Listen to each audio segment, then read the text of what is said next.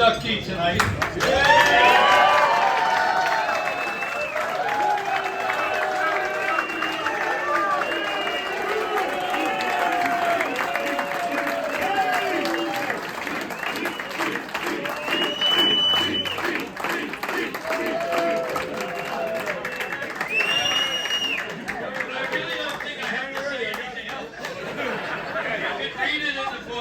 The man spent 50 years at Holy Cross. 4 as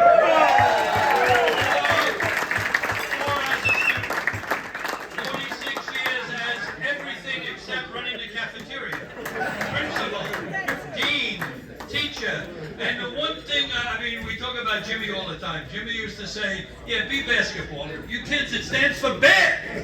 If you were good, you'd be on the varsity. But what Joe did is really, that was just important to those kids.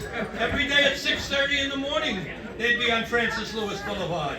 And he taught them the same ideals, the same thing he taught every student that he came into contact with. The fact that we have over 7 tables tonight of alumni and friends proves exactly the effect he has had on everyone's life. Read the booklet for what he has done. You'd much rather hear from him than you would from me. It's my honor.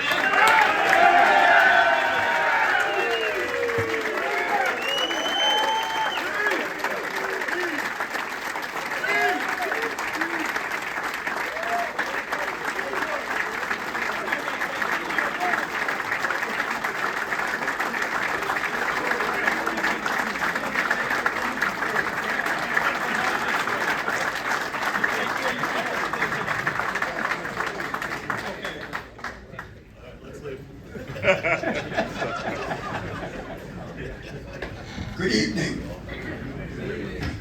First of all, congratulations to all of the other inductees here this evening. And a special thank you to Bobby Dumas, sitting over here.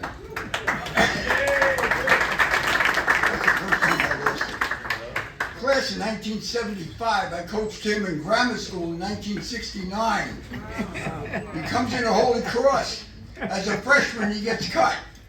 As a sophomore, he gets cut. As a junior, he gets cut from the A team and the B team. As a senior, he gets cut from the A team, but he makes the B team.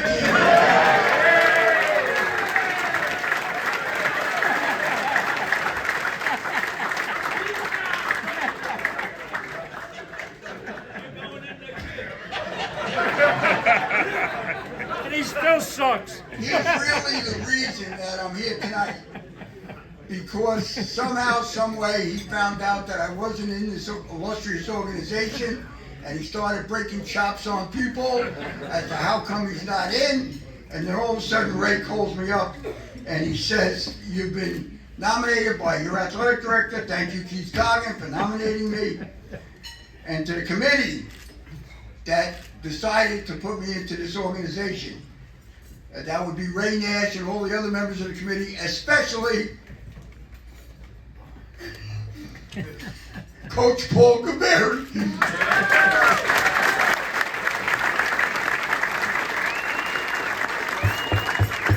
If you couldn't find me in after school as principal, all you had to do was go to the gym, and I'd be working with his varsity kids doing something for all of those years. My pleasure. When Ray called me that said I was being inducted, I said, "Why me?" I still don't know why I'm in. But I want to thank all of you who are here tonight, my family, my friends from Huntington, okay, my friends from Holy Cross, my friends that traveled miles and miles to get here. My good buddy Julie Kerr came from South Carolina. John Revelon came from Ohio. They come from Pennsylvania. They came from all over to be here tonight. We have a special group of people here tonight, of all the people I worked with over all the years. The old timers from Holy Cross, we started a group years ago called the Romeos. Romeo stands for Retired Old Men Eating Out. And we go to breakfast every month or so, whatever, and we actually had to bring 2 women in, right? Okay, because when they retired, I thought we were going to get a lawsuit. They called the Romeoettes. And Holy Cross sponsored, Holy Cross, under the leadership of my good friend Mark Monteluso, our president, decided to sponsor an entire table of Romeos to come back here tonight, an entire table of current Holy Cross faculty that are here tonight, many of whom I hired God knows when.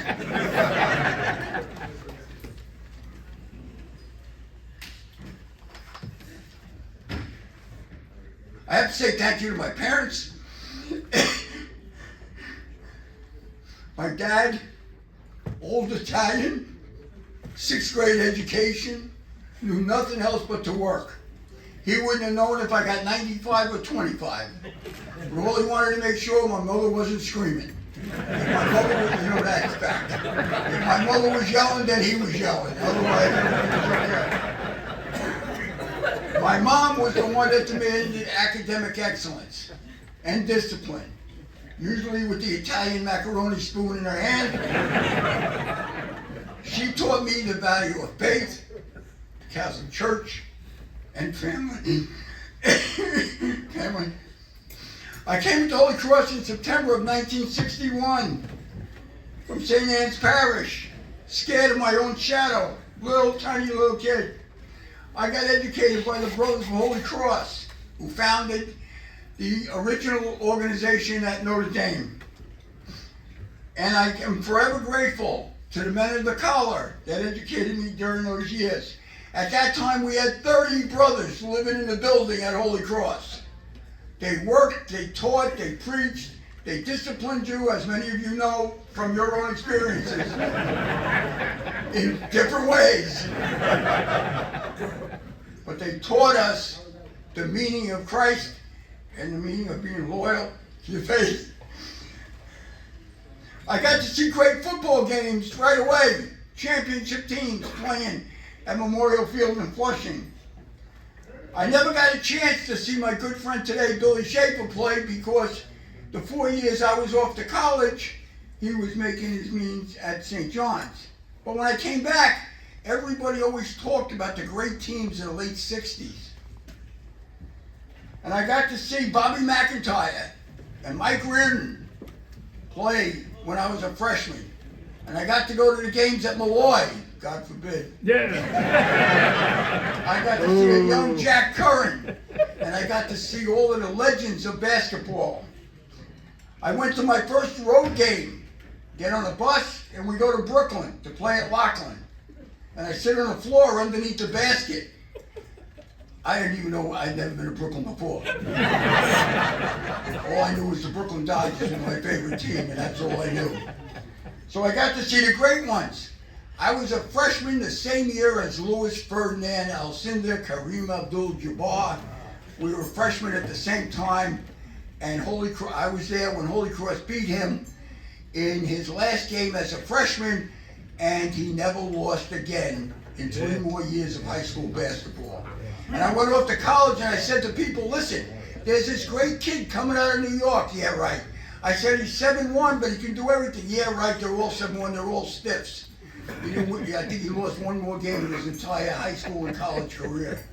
And he went on, obviously, to be one of the greatest of all time.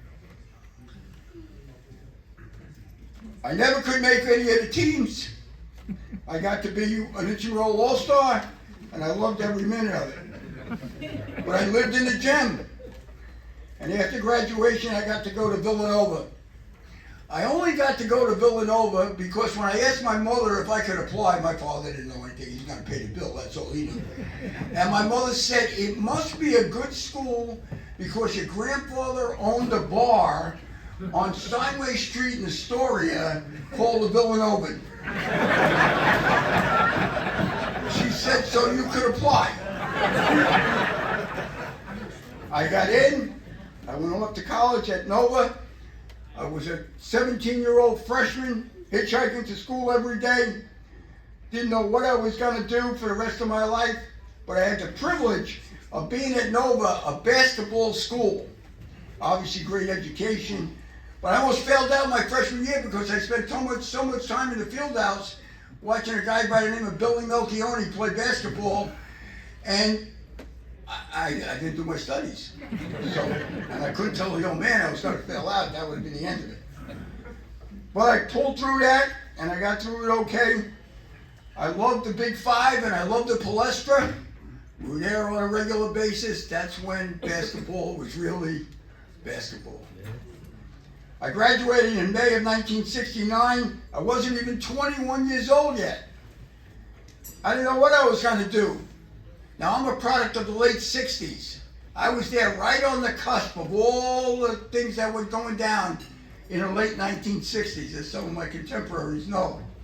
It was a rough time. It was a tough time. If your hair was too long, you were this. If your hair was too short, you were this. People had sides about everything. I see things that are going on in this country today, and it reminds me very, very much of 50, 60 years ago, where people had odds with each other, and they couldn't come together to meet and to understand that people are people and everybody should be respected.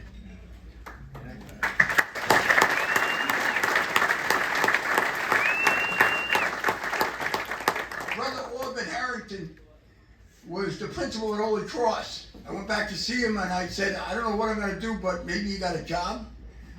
And and he said, sure, I have an opening. So he gave me a job teaching Global Studies 9 to freshmen who were 14 years old and I was 21, but they thought I was old. But then I had a group of seniors, one of them my good friend today, Jimmy Malone, okay? They could have run me out of the building at any minute of any day, without a doubt. Our first on salary, Mike Genovese, my good buddy for all of these years, started together, 1969. I think our first salary, Michael, was $6,300 a year. But we made ends meet. We did what we had to do to survive.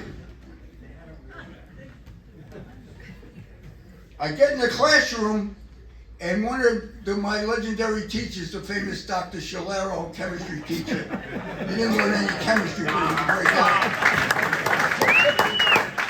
Doc said to me, let me give you a lesson, kid. Don't smile till after Thanksgiving, or they will have you hanging on the cross in the front of the building. And I didn't smile. I did not smile. I guess you could say I was a little bit of a tough ass. We had 5 rows of kids in the room, 9 in a row, 45 there every day. And you just thought it was normal. They did what they were told, and if they didn't, God knows what happened. I never thought I was going to stay too long. I figured I'd stay a year or two and then do something else. But I stayed for 46 years. It was 46. It's hard for me to even believe it. I stayed for 46 years for a couple of reasons. The kids and the people I worked with and the mission of Catholic education. I never ever felt like I worked a day in my life. I never thought of it as work. I would drive in from Huntington and I'd be a little tired, this and that. But then as soon as I got by the Clearview Expressway, the enzyme started working. And those that know me from when I was in discipline, it was, you never knew where I was going to be.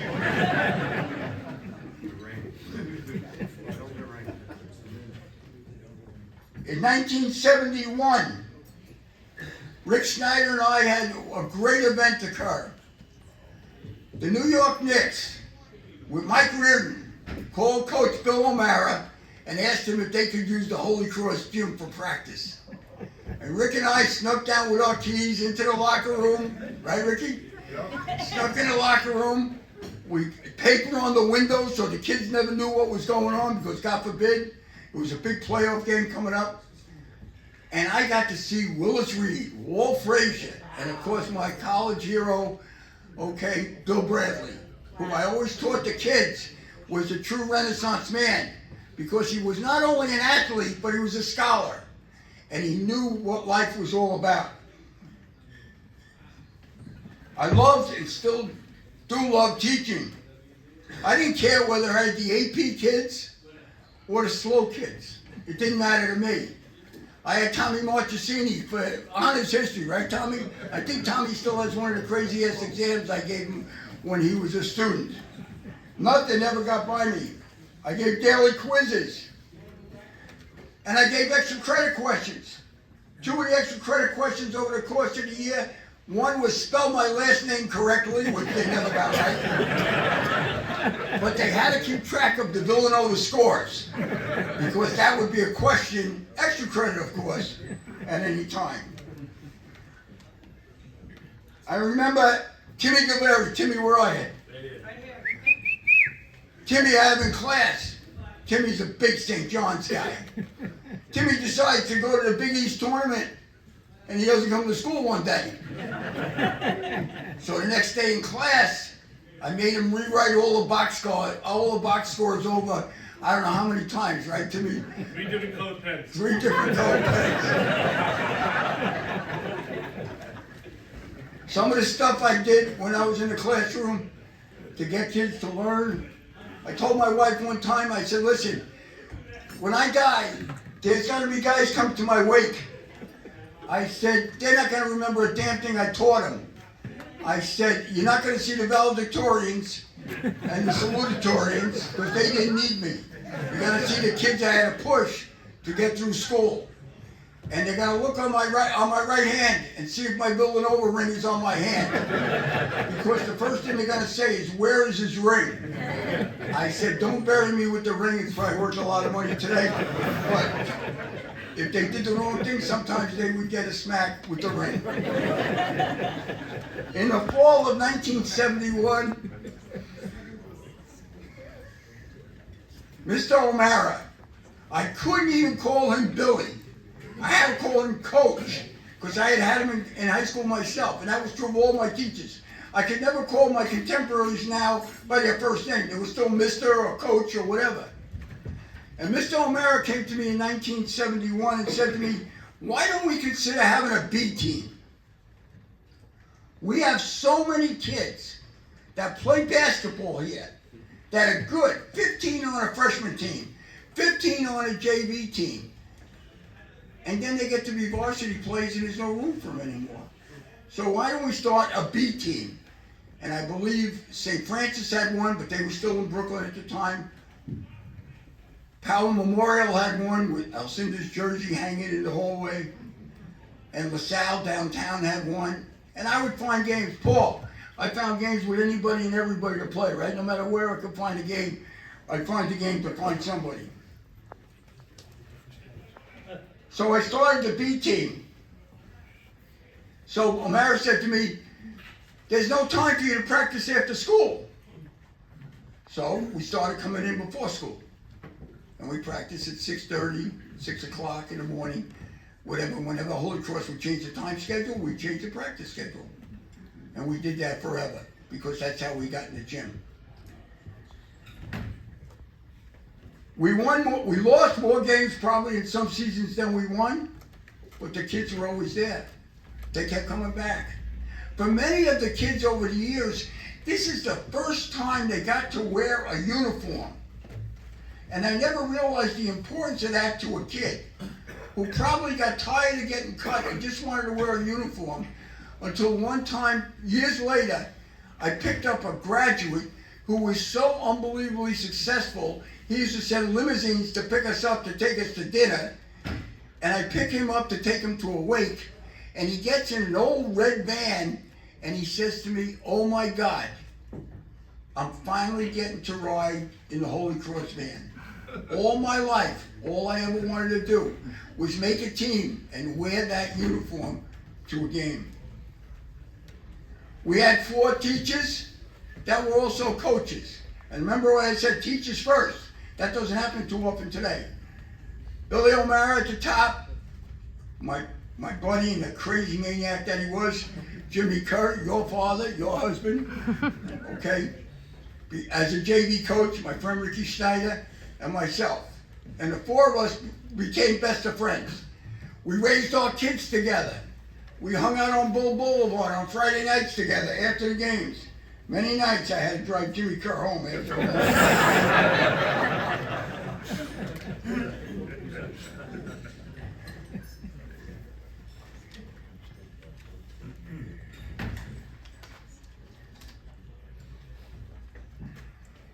But I can always say that the kids never gave up.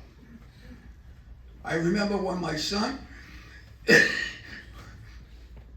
here tonight, 5 or 6 years old, riding on Peter Seagrave's lap to basketball games in a van with 18 kids in a van, no seatbelts, no regulations, nothing. Okay, going to games. And one time I actually left the kid at Zavarian. On a Friday night, I left the kid at Zavarian. We had to go. We had Paulie. It was your year, Paulie. I think your junior year. And we had to go back. And I imagine calling the mother at that time, Friday night, 9 o'clock.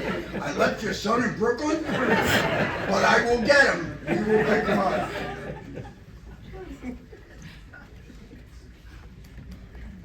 I got to see the greats of Holy Cross in the 70s. Richie Dunphy in 72. In the 73 group, sitting right over here. Dennis Wolf, Kevin Dublin. They were unbelievable. They tore the place apart. All right? They would have coaches meetings after the game. They were complaining about something. They were 19-0 and they'd be complaining.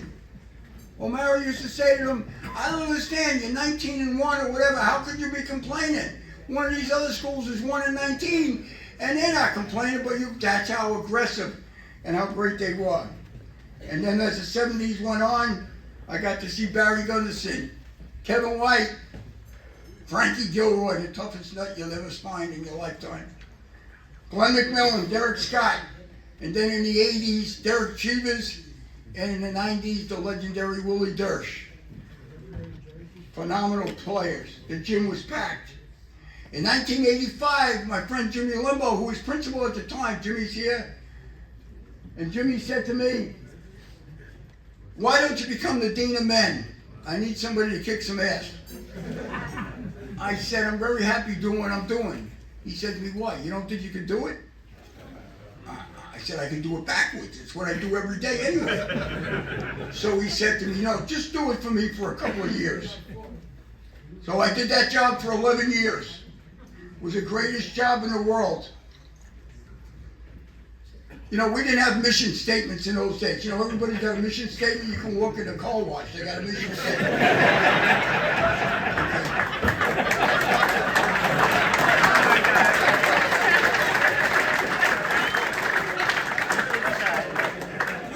Mission statements. We ran the school the way we were taught to run it. I learned from the brothers that taught me. I learned the collar. The collar told us what the difference between right and wrong was. And that's what we did every day in those classrooms. By today's standards, as dean of men, I would probably be labeled insane. I used to tell the kids, democracy ends at the front door. Today, I'd get fired. Today, I would probably go to jail. The lawsuits would be all over the place. Channel 4 would be doing an interview with a kid who would say, did he really say that to you? Yes. But in those days, parents trusted us. They dropped their kid off. Mrs. Ayala dropped her son off to Holy Cross, all the boys, and they trusted us. They trusted us to do what was right and do it the right way, fairly and equitably across the board. And that's what we did. In 1996, after 11 years as the Dean of Students, and the crazy things I did, the stories off the chart. In 1996, Brother Stephen Lamondola came all the way from Pennsylvania to be here for me tonight, who was president of Holy Cross at the time, said to me, why don't you become principal? I didn't apply. Think about it, those two jobs, dean of men and principal, I didn't even have an application for it. They just happened. I did that for 17 years. And think about it, I got a BA in history from Nova, a master's in history from St. John's, and they make me principal of my own school. A school, I said, that's impossible. I went home and told my kids, and they went, really? I said, yeah, I got a chance to be principal, and I think I'm going to do it. I had to give up the B team that year after 25 years. One of the last years I was on the B team, I had a great experience with the B team. Now, Ray, I'm sure you took your kids at Ford, and all you guys had a bed with Tommy. Tommy, you took, at these days, if you don't go to Jimmy Carr, where'd you take your Julie? Where'd he go? He went to Hawaii, right, with the kids? He went to Hawaii. Where do I take the big kids? Rikers Island.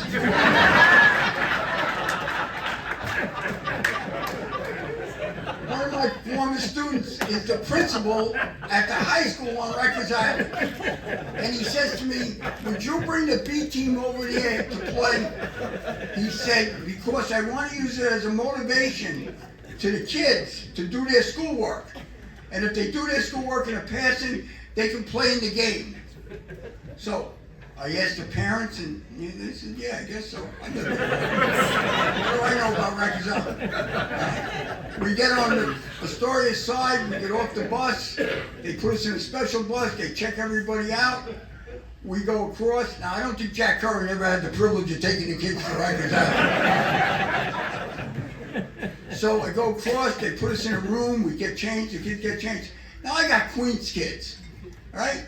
Yeah, some of them think they're hard asses, all right? But they're soft as can be.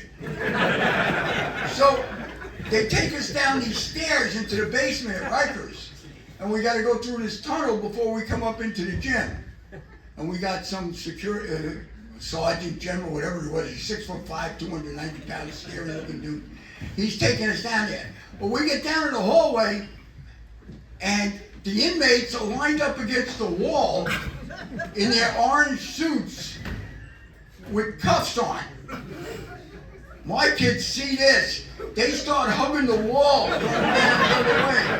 They want no part of this.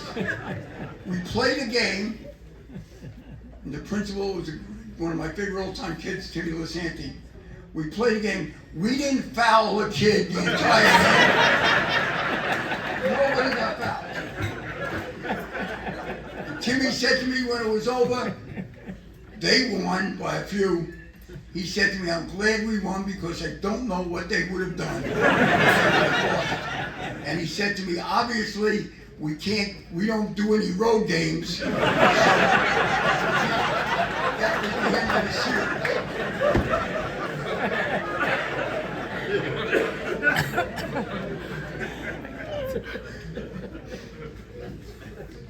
I want to thank the board of directors at Holy Cross, and of course the congregation of Holy Cross, and I ask Brother Stephen to take this message back to my contemporaries from Holy Cross, the brothers, because they trusted me with the mission of Catholic education at an all-boys Catholic school.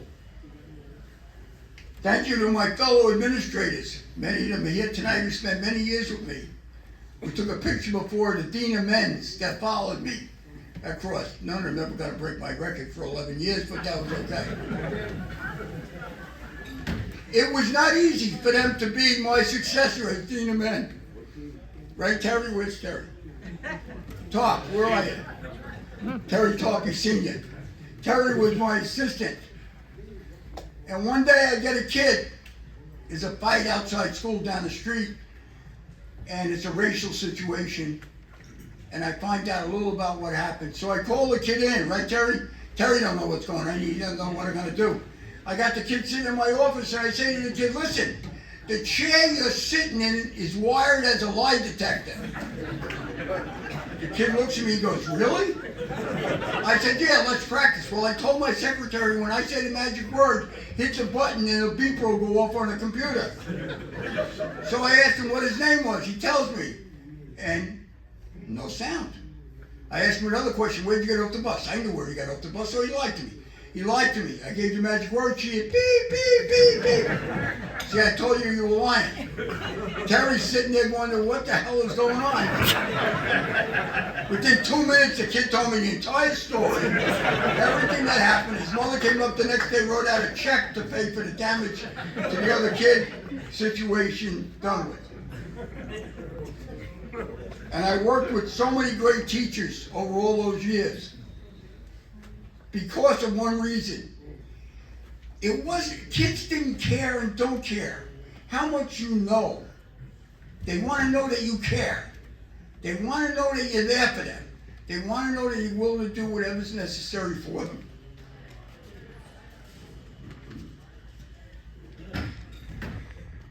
Last but most important,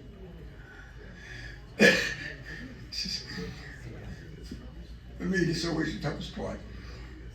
I want to thank my family. My wife never complained once about the hours I was keeping, where I was, who I was calling from home about going to school, not coming to school, who I chased, who I did, because if I ever told her what I was doing, she would have had a heart attack. My children, Joe, Junior, Sarah, and Annie sitting right here. Laura. I had the privilege. Holy Cross gave me the opportunity. Holy Cross gave me the chance to be there for them, to coach them in every CYO team in basketball, baseball, softball, soccer, whatever they did. Holy Cross gave me that opportunity. And they then in turn now have given me 6 beautiful grandchildren.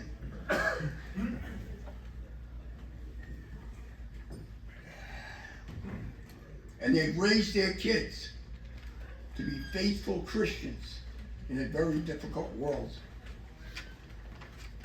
And so my nickname now is Papa Uba. Because when I retired and they sent me home, and I wasn't too happy with the idea. And they said, you better get home, you better get out of here now before you die here, because you'll stay here forever. So I went home and I saw my grandson Jack, and I looked at him and I said, I'm retired. He said, Poppy, that means you can come to all my games now.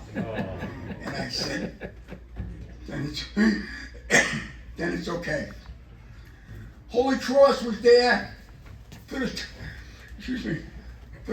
toughest days of my life. Holy Cross saved me when I needed to be saved.